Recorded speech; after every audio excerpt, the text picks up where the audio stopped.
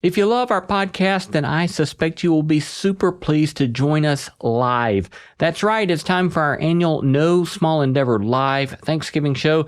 This year we'll be joined by New York Times bestselling author David Brooks with special guests Amy Grant and Sheryl Crow. It's a night of thoughtful conversation, moving music, and a room full of folks all in pursuit of no small endeavor. This year it's at the beautiful Schermerhorn Symphony Center here in Nashville, Tennessee. Mark your calendars for November 24. You will not want to miss this amazing night with some of our all-time favorite guests on the show. Don't wait. Go get your tickets now at nosmallendeavor.com. No Small Endeavor is brought to you by Progressive Insurance, fiscally responsible, financial geniuses, monetary magicians. These are things people say about drivers who switch their car insurance to Progressive and save hundreds. Visit progressive.com to see if you could save. Progressive Casualty Insurance Company and Affiliates. Potential savings will vary, not available in all states or situations. I'm Lee C. Camp, and this is No Small Endeavor, exploring what it means to live a good life. We were serving more people. How wonderful. How great is this? And what occurred to me was, wait a minute, this is the opposite of what should be happening. That's Philip Mangano, renowned former executive director of the U.S. Interagency Council on Homelessness. He's pointing out an unfortunate paradox in many of the well-intentioned efforts to address homelessness. This isn't an industry where you're looking for a greater number of customers. You're actually trying to deplete the number of customers.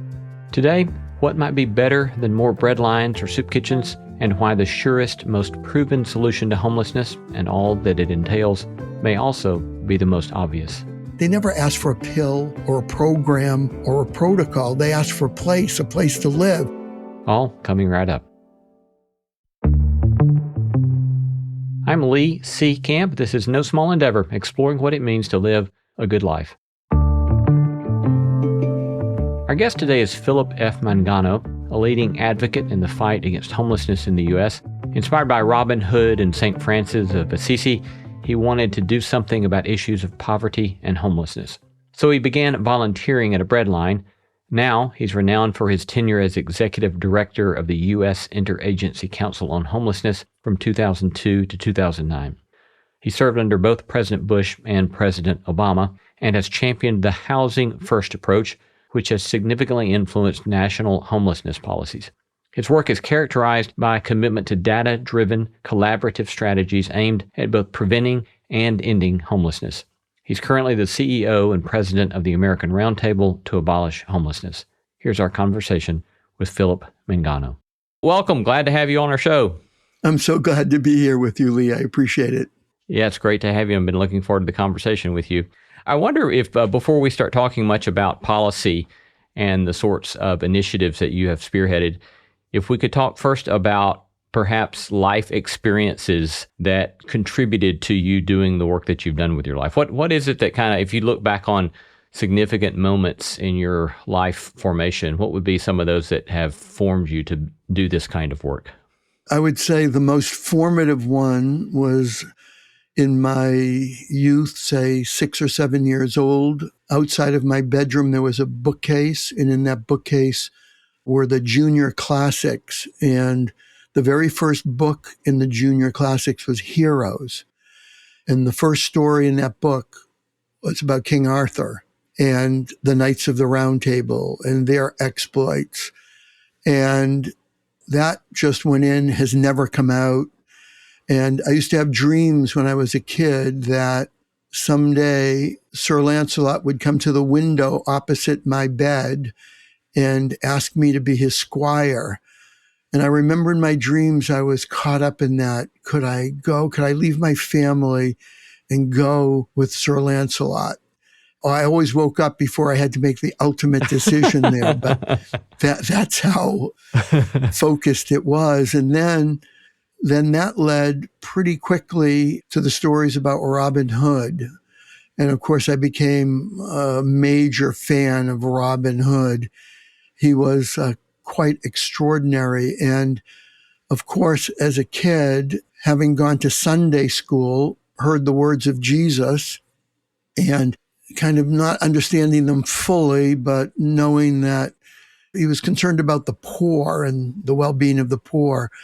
The idea of Robin Hood taking from the rich and giving to the poor. I had to wrestle with that a little bit, but fell out on the side of Robin Hood and his men, especially when I understood that it wasn't that they did any harm to the people who rode through Sherwood Forest. They actually surrounded them, took them, had a meal with them. They broke bread together, of all things. And then Robin and his men would take half of whatever they had and send that quarry off. And then with that other half, they would distribute it to the poor people around Nottingham. So as I've looked back in my life, I thought King Arthur and Robin Hood, those were formative for me, along with Sunday school and Jesus. So those were the formative aspects of my life. I came to understand that I loved stories about people who did the right thing, about heroes. And I wasn't interested in like the historicity and all of that. I was enamored of the heroic aspects of those lives. And that eventually leads, when I eventually bump into St. Francis of Assisi in a movie theater, that follows right on target with a different kind of hero, a saintly hero. I grew up without the broad array of saints. I grew up with Matthew, Mark, Luke, and John in the church that I went to. So the idea that there was yet another saint who had a completely different way of being, a way that I had never encountered in all my years in church and in reading the Gospels, I had never encountered the idea of just giving your life completely to the well-being of others. And then that being an expression of following that man who's the star of the Gospels. So then St. Francis leads me to other saints, including, of course, St. Clare and many other saints who I grew to love and aspired to be like. I want to come back to some of those saints near the end of our conversation, but thank you for that introduction. I understand that perhaps when you were a young adult, you then began, with all of that formation you've just described, you began to be aware, pay attention to, even become friends with folks who were experiencing homelessness, perhaps in Boston. Yeah, my first experience of that was with a youth group. We went down to New York City. I was probably in my early teens. And we went down to probably some kind of religious event, maybe a Billy Graham crusade. I don't really remember. But part of that experience was we were assigned to go down into the Bowery, of course, way before it was a very gentrified, upscale neighborhood that it is now. It was true to its name back in those days. And we were told to go down there and just talk to people as best we could. And I have to say, that was my first experience ever encountering people who were abjectly poor, who were literally out on the streets, who had nothing. And while we did that and we talked to them, we learned a little bit about them. Most of them suffered from alcoholism. That did have an impact on me, not a great one, but I was from a suburb of Boston and we didn't have many poor people lying on the streets there. In fact, we had zero, to be precise. So that was an important moment to understand that there were some people who lived that way. Of course, I had heard about them. I had read a little bit about them, but actually to do the encounters and to talk to them was eye-opening in terms of my own kind of growth. I didn't see it that way at the moment. I didn't see it as part of this longer story, but it turned out to be part of that story indeed. And then I went off to seminary. I came to understand that I was more oriented to hearing and then doing, not so much studying and reading tomes of theology. When I was in seminary, I was interested in people of action in the world, people who took action, and there were some consequences, usually positive consequences as a result of what they did in the world. And that, again, was formative to me. And for me, that was very much in keeping with the beginnings of my formation. They were Arthurian. They were promoting the ideals of Robin Hood and that idea of caring for the poor. So I learned hear and do. And of course, part of that formation was St. Francis of Assisi, who forbade his followers, as you probably know, from reading. He didn't want them reading. He didn't want them handling money. The only reading he wanted done was of the Gospels. And the idea was read the Gospels and go do it. And that's why he's famous, as you know, for that great expression, go out into the world and preach the gospel. And whenever necessary, use words. So the idea was taking action in the world consistent with the principles of the Gospels. And to me, it was consistent with the principles of that earliest learning of mine about Arthur and Robin Hood. Huh. Thank you. Fascinating. Let's shift to talking about the policy work that you've done. And could you describe for folks the Housing First initiative? And then at some point, we'd like to discuss how it kind of differs from other potential strategies. Sure. In my own experience on homelessness, I began volunteering at a church in downtown Boston. Literally the first day of that breadline, I had, with that Franciscanism rattling around in my brain and having come back from Los Angeles where I worked in the music industry, it occurred to me that maybe I wanted to be a Franciscan. So I began going to a shrine in downtown Boston. And eventually I said, I'd like to talk to a priest about what it would take to become a Franciscan. So they arranged it, and I met with this elderly priest, and I could tell he was a little bit dubious, shall we say, about this guy who was working in the music industry in Los Angeles. And he wants to talk to me about Franciscanism. So I could tell there was a certain degree of skepticism in his demeanor. So I said to him, what would it take? How can I become I've seen the movie and I know about him. I've even read some books about him. How can I do this? So he knew he had me. He said, well, you've been around the shrine long enough to have seen those 3 knots in the rope that Franciscans wear around their waist. I said, yes, I did. And he said, do you know what those 3 knots represent? I said, no, I don't. He said, well, those are the vows that you'd have to take to become a Franciscan. So if you wanted to be a Franciscan, you'd have to agree to the vows represented by those knots. Then he leaned toward me because, of course, he knew he had me. And those knots represent poverty, chastity, and obedience. So I kind of went back a little bit in my seat, and he leaned forward a little bit more, and he said, poverty, chastity, and obedience. So I thought for a moment, I said, would 1 for 3 be good enough to become a Franciscan? Because I was thinking, if you hit 333 in the major leagues, you're an all-star. So I thought maybe that carried over to Franciscanism. So, of course, he, as you've just done, laughed, of course. It was a jovial moment from him. And, of course, he told me, no, 1 for 3 would not be. You have to do all 3. So that deflated me a bit about becoming an institutional Franciscan. But ironically, in that very same conversation later, in an offhanded way, just as we were ending, he mentioned, but we are going to be starting a bread line here at the shrine. And we've got a priest and a brother who are going to organize that. And if you'd like to be involved in that, I can arrange for you to meet with that priest and brother.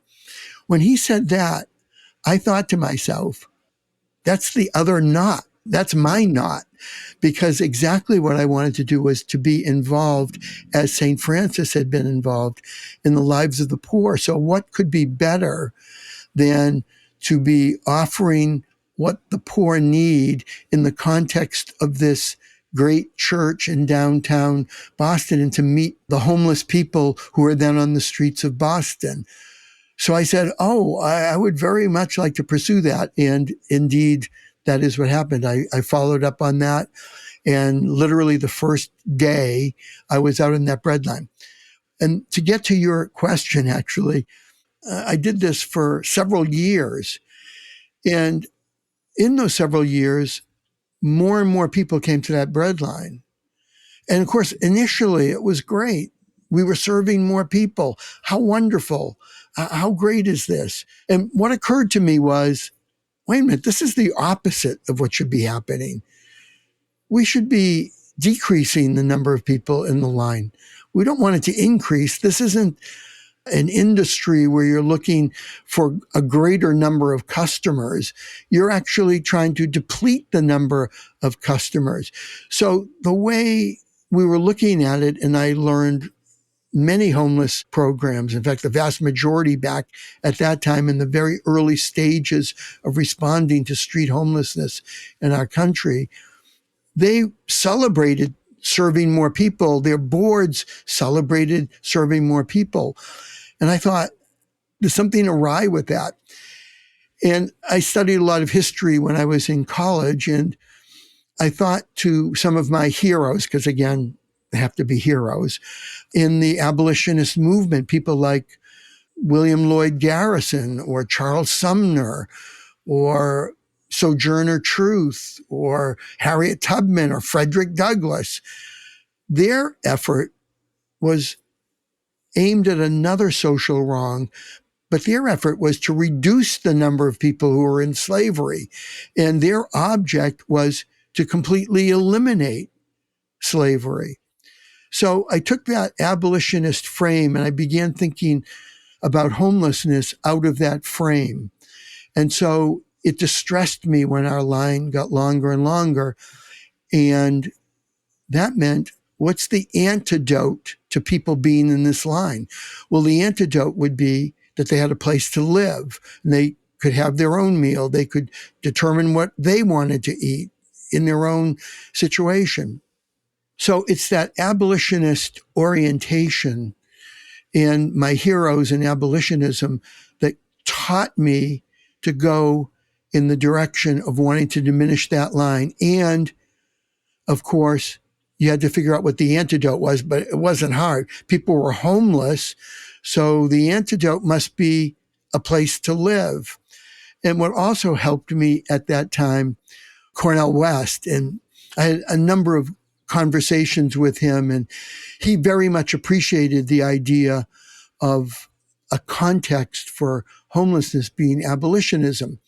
And what he helped me to understand was that when you're combating any kind of social wrong or evil, you need to have stamina because it's going to be a long, it's not going to happen overnight. And of course, I knew from the bread line, it was the opposite. It was actually growing. So he taught me you needed stamina. And he taught me that it's related to the amount of dopamine in your brain. And it's often related, if your parents and grandparents had stamina, you'll have stamina. So I thought, so he said, your ancestors determine the amount of stamina you have. So I thought, I want to have as much stamina for this as I can muster. So he taught me, not only does that happen in terms of physical ancestry, he said to me, you can choose your ancestors. So you should choose abolitionists as your ancestors, and you can learn from them and you can get stamina from them, because it took the abolitionists, as you know, about 80 years to get the job done in the United States. So if it took a long time, you could learn from them. And of course, because I lived in Boston, there was a great cohort of abolitionists, including, as I mentioned, William Lloyd Garrison, and Frederick Douglass eventually came there, and Charles Sumner. So what I learned was that if you were born in Boston, it's in the gene pool to be an abolitionist. You see a wrong, you want to right it. See an evil, you want to end it. You're a natural born abolitionist. So I adopted them. as my ancestors. And so that began, again, the idea of solving the problem rather than just managing the problem, and understanding that good intentions, well-meaning programs, humanitarian gestures, which were kind of the keystones of what we were doing for homeless people, weren't enough. We had all the good intentions, well-meaning programs, humanitarian gestures you could muster, and yet the number of people was growing. So you needed to figure out the strategy to get the job done.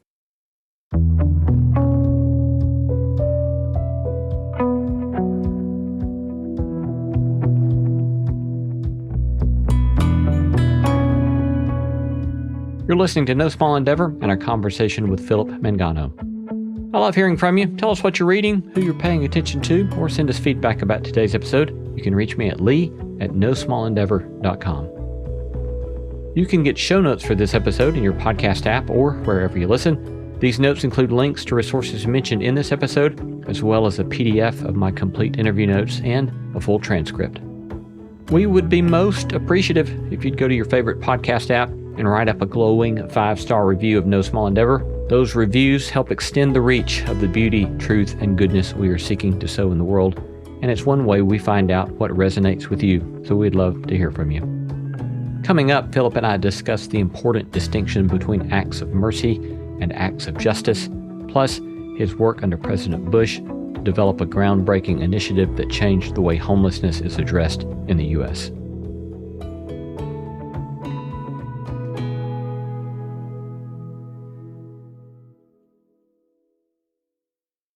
We're in a period of rapid change, and sometimes it can feel like things are spinning out of control. With political tensions, anxiety, and loneliness rising, and questions about how to live a good life on everyone's mind, finding answers can seem harder than ever.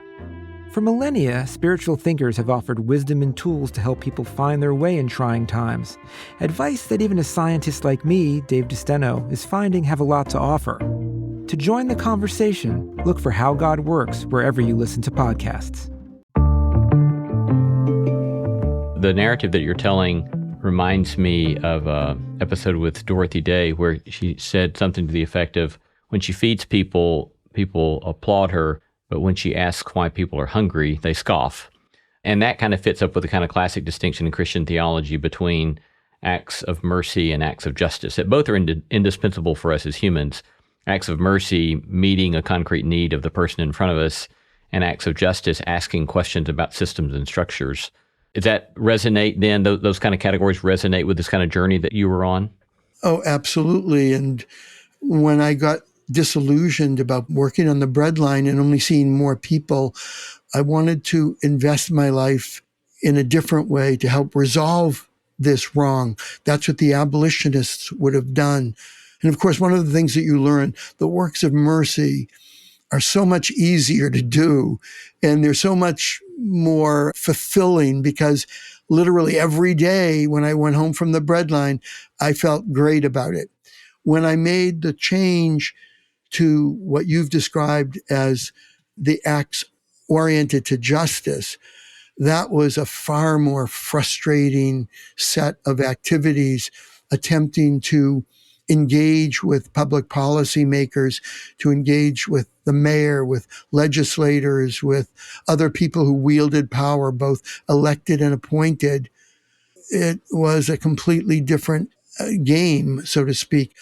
Often in homelessness, because the works of mercy were so much easier to do than the complicated nature of doing the finances to create housing, and the nature of the people who were called to respond to homelessness, they were oriented out of whichever side of the brain orients you for compassion and the like. They didn't really have that sense of wanting to solve the problem. They were so eagerly servicing homeless people endlessly that they didn't really think about ending people's homelessness. Nonetheless, that's what was necessary. That's what the abolitionists were about. So that would have to be the mission we were on. And so creating that housing was an important element, of course, moving forward.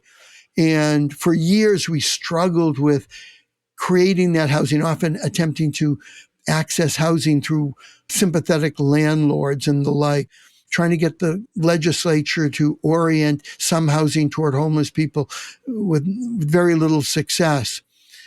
Then along came a young guy in New York City, a guy named Sam Simbaris, who was an outreach person for people who were mentally ill on the streets. And he tried everything he could and nothing particularly was working. So he decided that he would just ask people what they wanted. The business idea of asking the customer what they wanted and then trying to bring that to the customer. The vast majority, when you ask them what they want a place to live. They want a place to be. And so we were so busy offering them everything else. And there was a certain prejudice that people weren't ready to go into housing, that maybe if we worked with them long enough, if they became as much like a Puritan as was possible, then they'd be ready for housing. So that intent was tamped down. And so very little housing was oriented to homeless people. And yet Sam Simbaris is in New York. He starts asking people what they want. They say they want housing.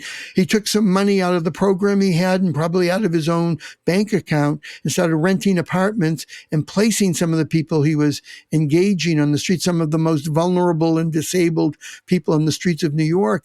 He placed them in the housing and realized that if he provided services to them when they were in the housing, they would stay. Their tenancy would be secure.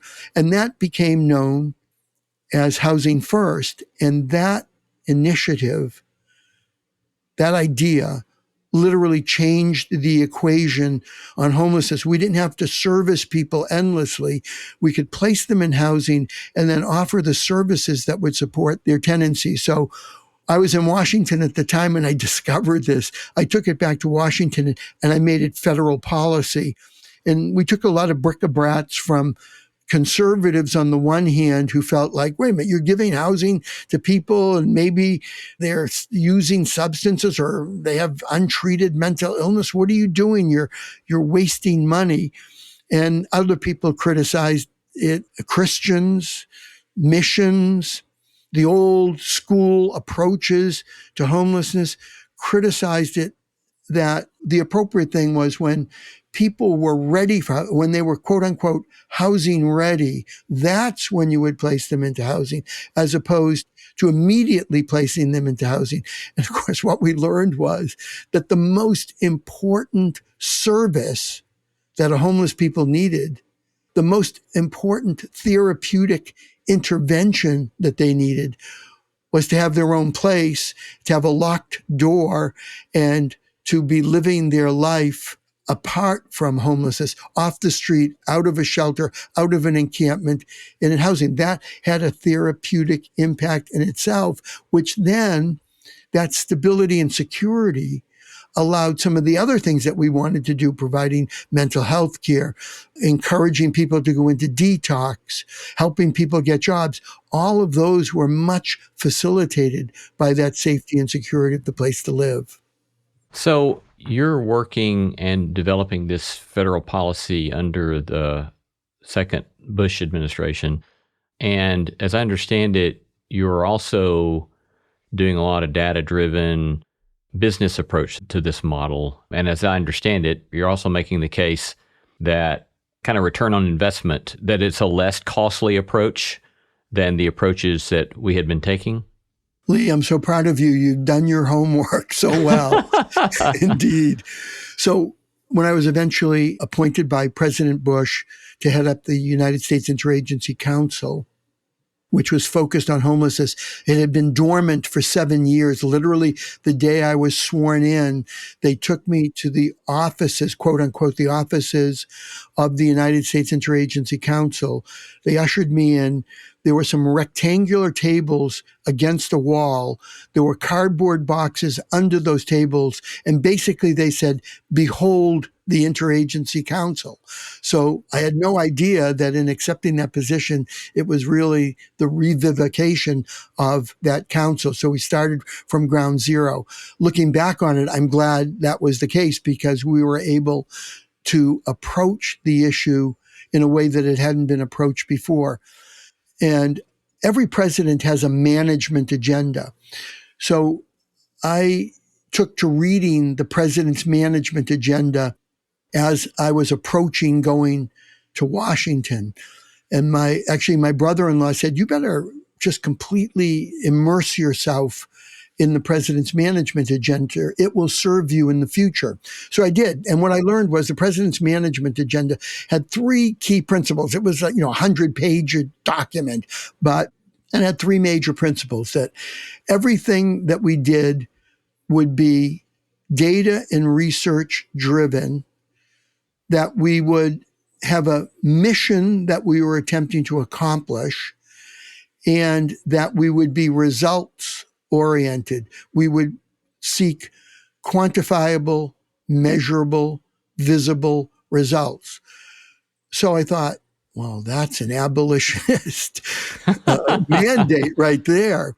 So I took that into the work when we resuscitated the United States Interagency Council on Homelessness. And thankfully, there were a couple of allies I found inside the administration. One was Jim Toohey, who ran the White House faith-based office. You may remember President Bush inaugurated the idea of having an office that was committed as kind of a liaison to the faith communities, understanding the enormous amount of work they did in local communities. We wanted to be engaged. We wanted to be partnered with them. We understood that there needed to be a firewall between federal dollars and their religious mission, but certainly we wanted to support all of the other social missions that they were doing. So Jim Toohey headed up that office. He had been the director of Health and Human Services in Florida, but prior to that, he was the lawyer to Mother Teresa. So I thought, he'll probably be an ally. It's a saint. So I went and talked to him. He loved what we were attempting to do. He was supportive through the entire process. The other ally I had was a fellow who was one of the president's primary speechwriters.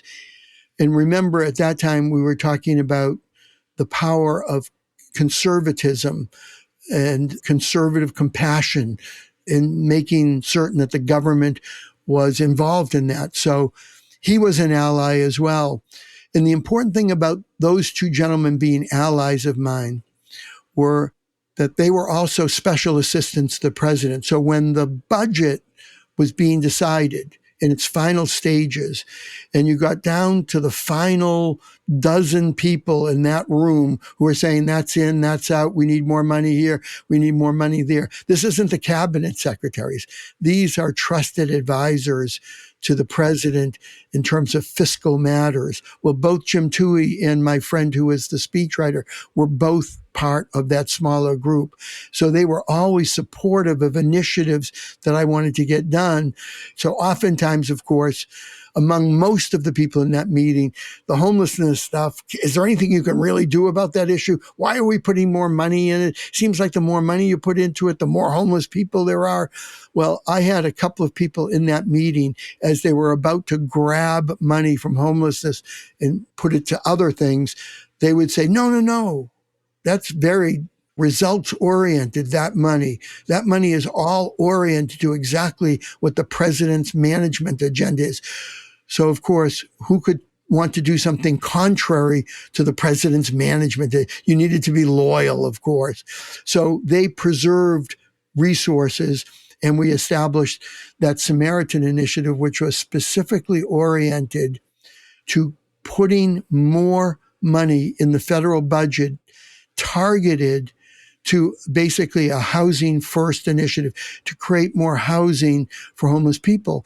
We were going to apply resources necessary to create a place to live, an apartment, housing a place where a person had their own tenancy, not a shelter, not an encampment. This was housing with tenancy. We were going to stop and move that person off the street into that housing because we knew once a person got into the housing, the therapeutic impact of that housing would help that person move in the direction to remedy the addiction, to remedy taking their meds for their mental illness, to help them orient toward getting a job. So that was the idea of the Samaritan Initiative.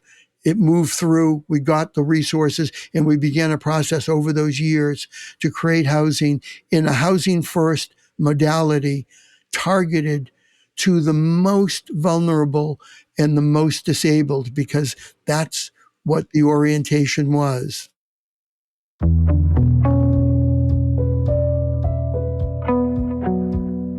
We're going to take a short break, but coming right up, more on why a housing first approach is actually more effective, more efficient, and even in the long run, cheaper than other approaches to the issue of homelessness, and what one might do oneself to take action to fight homelessness in your own community.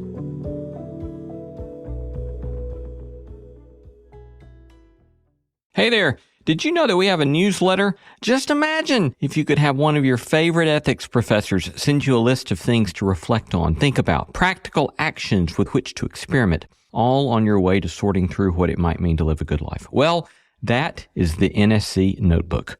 I riff on themes and topics related to the show and our guests. Sign up for my NSC Notebook today at nosmallendeavor.com/newsletter. Some of you are going to say housing first is underwriting self-destructive behavior, whether it be addiction, whether it be mental illness, and people doing what they need to do to deal with their mental illness. That by giving them housing first, you're further engendering such self-destructive behavior. But I hear you saying that what you began to discover was that if you first intervene through housing, that you're getting better results on people actually dealing with their addictions or dealing with the things that need to be in place for improved mental health?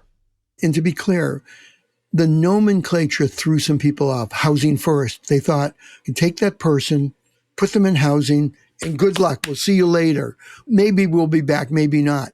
Housing first allowed, just as in that great ancient biblical story, that you're placing the person in housing and you're going to make sure that they're taken care of. You're telling the innkeeper, take care of that person.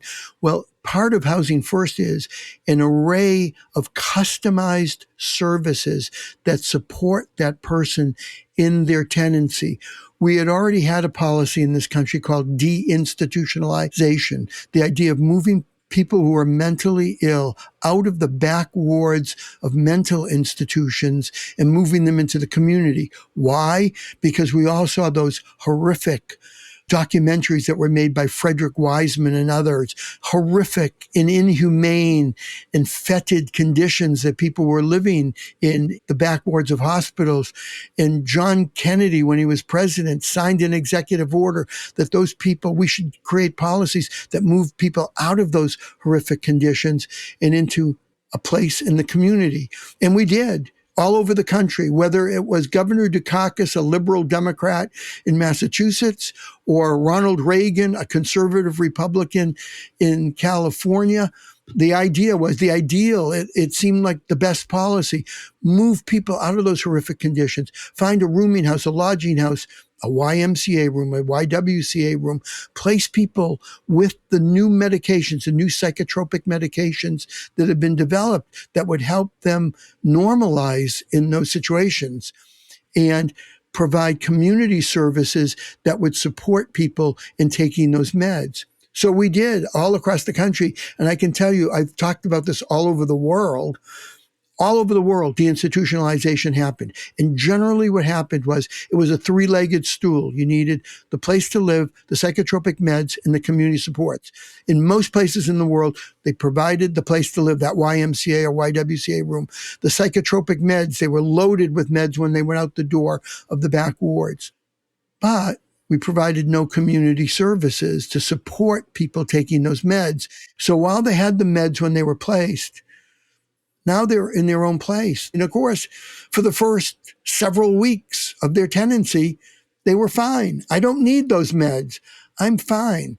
As the meds wore off, unfortunately, those symptoms came back, talking, hearing voices, acting in ways that would threaten their tenancy and did indeed interrupt their tenancy. Many of them lost their tenancies. When they fell, those backboards had been closed. So when they fell to the street. And that's where you get in the late 70s and early 80s, really the beginning of, I would say, modern homelessness. It was the result of a well-intended policy that led to unintended consequences, which is a paradigm all too frequent in our care for the poorest and certainly all too frequent in homelessness. The well-intentioned efforts that lead to the unintended consequences for the lives of those people. So in all of that, the notion was that Housing First needed to have not only the housing, but the services to support those tenancies. And when you combine housing and services, you've got something that works for homeless people. And I'll say one quick note on that. The most important initiative that's ever been done out of the federal government is an initiative targeted to homeless veterans. It's called HUD-VASH, which means that HUD provides a housing voucher so you can get access and it will pay your rent. And the VA, the Veterans Affairs, provides the services to support. So you have housing and services together. That's what works. In the last 20 years or so, we've been able to reduce the number of homeless veterans by half by employing the strategy of housing with services.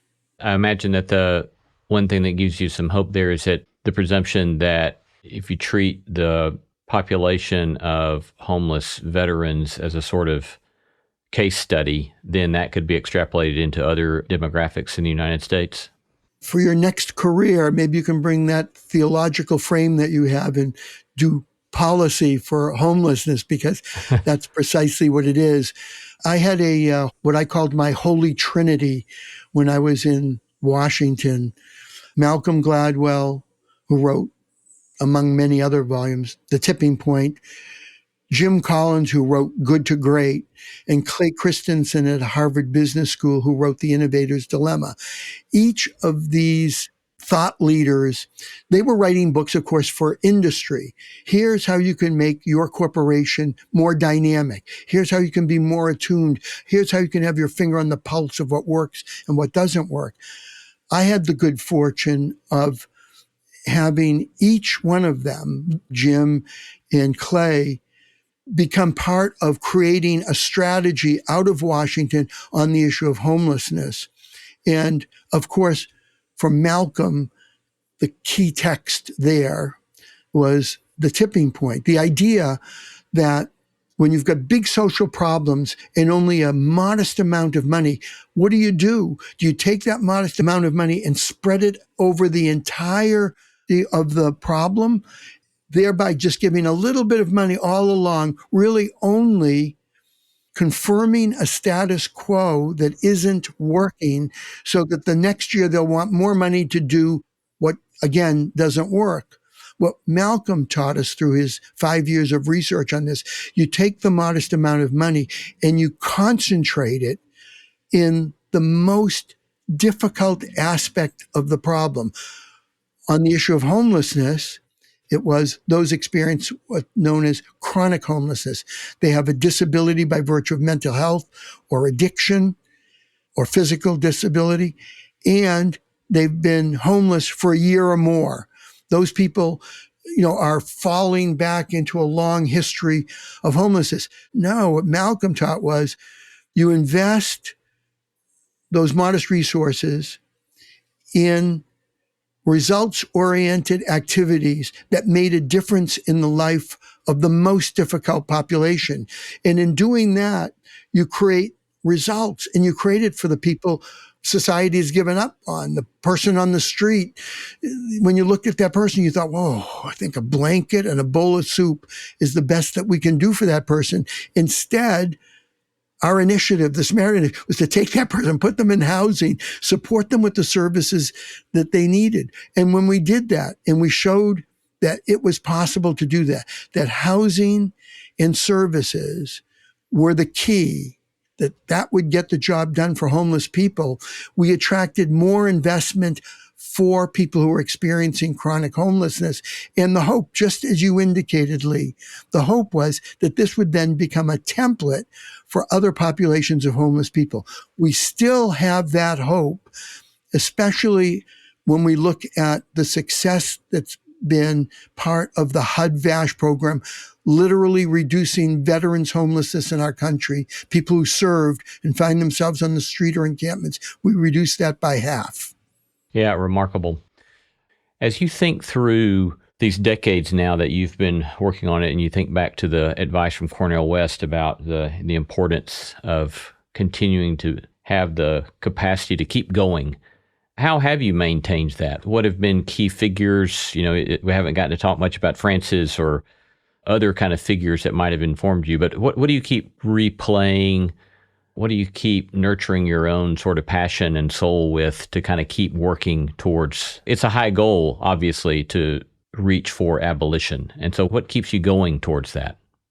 Well, certainly people I've known that are alive, and I can talk to people like Malcolm Gladwell and Jim Collins and Clay Christensen, who each contributed the value of their treatises to the issues of homelessness and applied them. So Jim Collins, Good to Great, the idea that the good is often the enemy of the great. We think it's the foundation on which we build, but in fact, good, representing the status quo, is the enemy of innovation and getting to the great. That was incredibly true in homelessness, always. And Clay Christensen, contributing the idea in The Innovator's Dilemma, he showed that corporations who talked to their sales force were misinformed about what their next product should be. And what he demonstrates clearly, those corporations lost market share.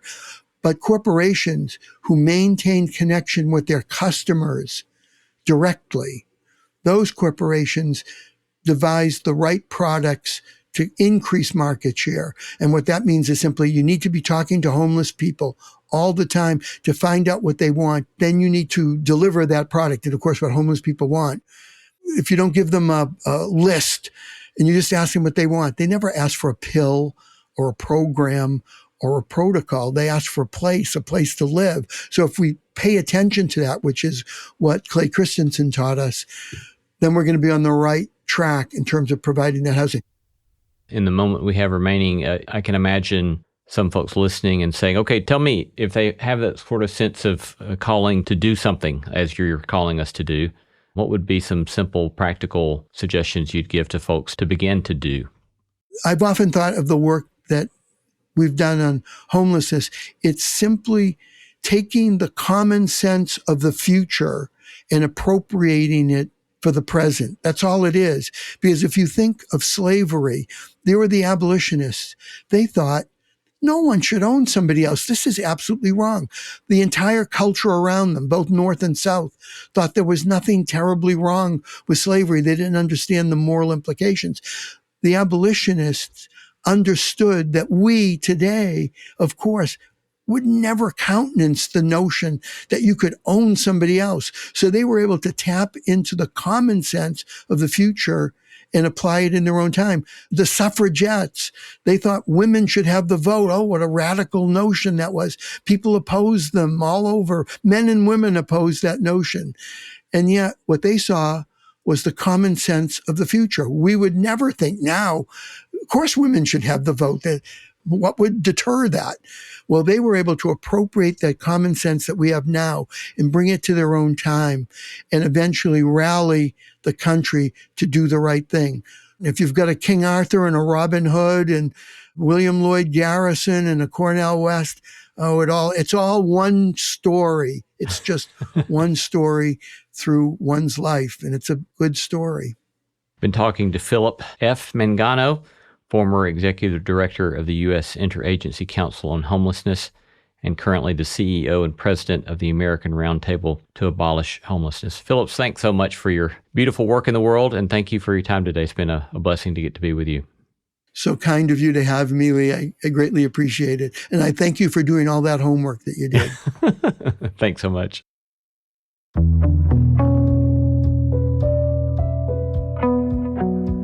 You've been listening to No Small Endeavor and our interview with Philip Mangano.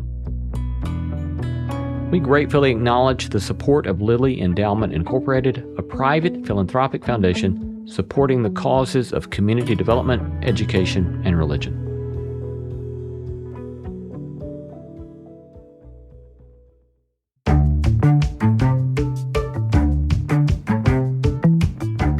Our thanks to all the stellar team that makes this show possible: Christy Bragg, Jacob Lewis, Sophie Byard, Tom Anderson, Kate Hayes, Mary Evelyn Brown, Carriet Harmon, Jason Cheesley, Audrey Griffith, and Tim Lauer. Thanks for listening, and let's keep exploring what it means to live a good life together. No Small Endeavor is a production of PRX, Tokens Media LLC, and Great Feeling Studios.